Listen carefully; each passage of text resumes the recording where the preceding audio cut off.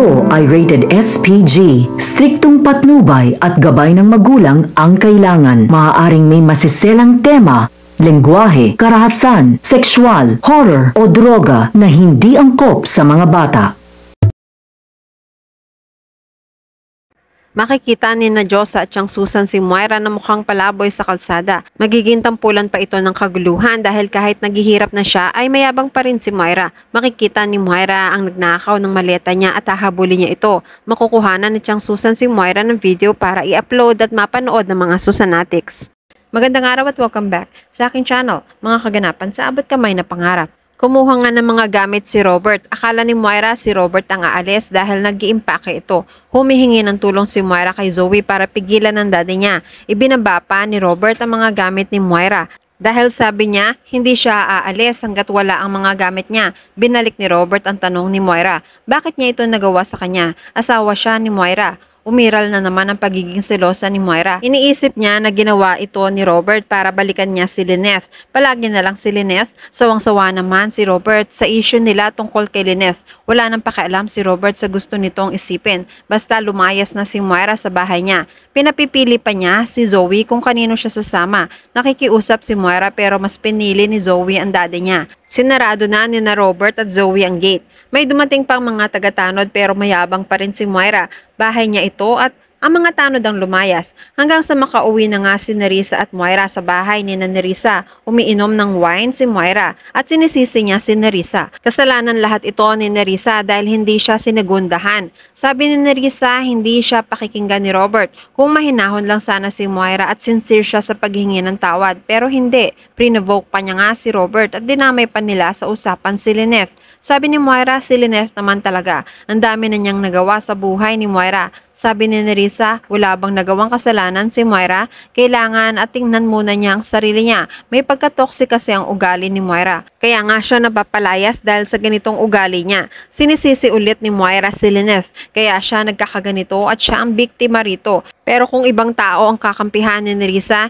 hindi na kailangan ni Moira si Nerissa. Nagalit nga si Nerissa. Huwag siyang pagsasabihan ng ganito dahil siya lang ang kumakampi sa kanya. Tandaan niya, nasa pamamahay pa rin niya si Moira. Gusto ba ni Moira na palayasin siya? Matapang si Moira. E di palayasin siya. Hindi niya kailangan ng pangit na bahay ni Nerissa. Napiko ng tuluyan si Nerissa. Pinalayas na niya si Moira. Sinabihan pang pangit ang wig nito. Kamukha niya si Dora. Samantala bumisita si Michael kay Lynette. Nalaman na niya kay Denise ang mga nangyari. Masaya na ba si Lynette? Dahil nalaman na nila ang dati pa nilang hinala.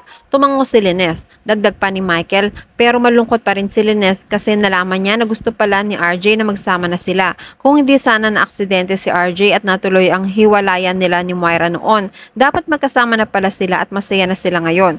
Napikon si Lynette sa maling paratang ni Michael. Kahit noon pa ayaw niya talaga na magkasama sila ni RJ dahil hindi ito tama at hindi sila magiging masaya dahil hindi sila titigilan ni Moira. Tahimik na buhay lang ang gusto niya para sa kanila ni Annalyn. Nagpapasalamat siya dahil nahanap niya ito lahat kay Carlos. Kung pwede, wag na nilang pag-usapan pa ang nakaraan.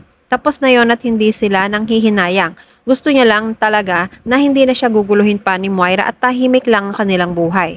Samantala pa-discharge na sana si Don Pepe pero naalala niya pa si Moira at napag-usapan nila ito. Inatake na naman siya ng high blood. Pinayuhan siya ni Giselle na ipaubaya na lang sa kanila ni Obeng si Moira at wag na niyang iisipin ng babaeng yon. Pero nagtatampo si Don Pepe dahil akala niya kinakampihan pa rin ni Obeng si Moira. Sabi ni Giselle, nagigising na si Obeng sa totoong ugali ni Moira. Ayaw din ni Don Pepe na makasama siya sa pamilya nila dahil magmumukha lang siyang kontrabida sa buhay nila. Pero halatang namimiss niya si Obeng. Samantala panay ang tawag ni Zoe kay Moira pero nagtatapang-tapangan pa rin si Moira. Mayaman siya at siya pa rin ang may-ari ng Apex. Makakaganti rin siya kay Lynette at aagawin niya ang lahat kay Lynette. Maya-maya ay may sumulpot na magnanakaw. Umiiyak man si Moira pero galit pa rin siya. Nagpalipas siya ng gabi sa park habang umiinom ng wine. Samantala na nagginip si Lynette na sinasaktan siya ni Moira. Inabutan siya ni Annalyn. Ginigising siya ni Annalyn. Hindi mangyayari at hindi siya papayag na saktan ang nanay niya ni Moira. Natatakot si Lynette para kay RJ at sa kanila. Simula kasi na nangyari ay wala pa siyang balita kay RJ. Nag-aalala siya baka kung ano ang gawin ni Moira sa kanilang lahat. Pinakalma ni Annalyn ng nanay. Tatawagan niya ang tatay niya at kukuha muna siya ng tubig. Sa kabilang banda, ginigising ng street sweeper si Moira. Magsisimula na siyang maglinis. Nung magising si Moira, pinagbintangan pa niya ang lalaki na siya ang kumuha ng bag niya. Natulog lang kasi kasama niya ang maleta. Siguro ninakaw ng lalaki. Natakot ang lalaki dahil hindi niya ito magagawa. Nagtatrabaho siya ng marangal. Pinilit ni Moira na ilabas ng lalaki ang maleta niya.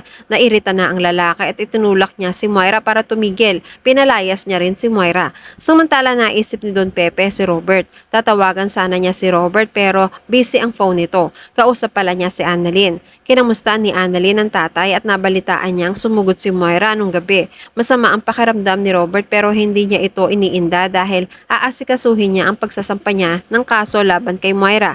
Narinig din ito ni Zoe. Nakikiusap si Zoe sa daddy niya dahil sirang-sira na nga ang mami niya at pinalayas pa sa bahay. Hindi pa ba sapat ito? Nagawa lang ng mami niya lahat ng ito dahil sa galit at selos. Huwag sana nilang iwan ang mami niya dahil kailangan ni Moira ang pagmamahal nila.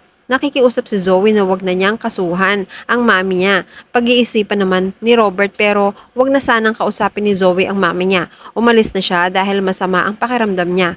Samantala nahihilo si Moira at nasusuka siya dahil sa mga ininom niya.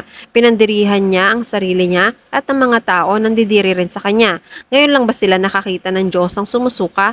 Hindi siya pwedeng makita sa Apex na ganito ang itsura niya. Wala siyang maisip na puntahan kundi ang restaurant niya. Nakakita ng taxi si Moira at tinawag pa niya itong pasosyal kahit mukha siyang gusgusin. Sa paghinto ng taxi, si Lynette ang bumabang pasahero. Nagkagulatan sila. Sa teaser mag-aalala si Carlos dahil walang kasiguraduhan na hindi magsasalita si Moira tungkol sa sikreto nila. Magpapayo si Lindon. Anumang oras pwedeng sumabog si Moira dahil desperada na siya. Mas mabuti na unahan na niya ang pag-amin tungkol sa sikreto nila. Lalapit si Carlos kay Robert. Ano kaya ang kanyang sasabihin? Samantala mag-aalala pa rin si Zoe sa mami niya. Hindi naman sinasagot ang mga tawag niya. May isipan ni Zoe na si Nerissa ang kausapin para balaan tungkol sa pagsampa ng kaso ng daddy niya sa mami niya. Samantala makikita ni na Josa at siyang Susan si Moira na tampulan ng gulo sa bangketa. Makikita rin ni Moira ang maleta niya na ninakaw ng isang pulubi. Hahabulin niya ito. At yan ang pakakaabangan natin sa Abot Kamay na Pangarap. Kung gusto nyo ng mga ganitong klase ng video, please like this video and please subscribe to my channel. At pakihit mo na rin ang notification bell para ma-update ka kung meron tayong mga bagong uploads. Maraming salamat sa inyong panonood. Paalam!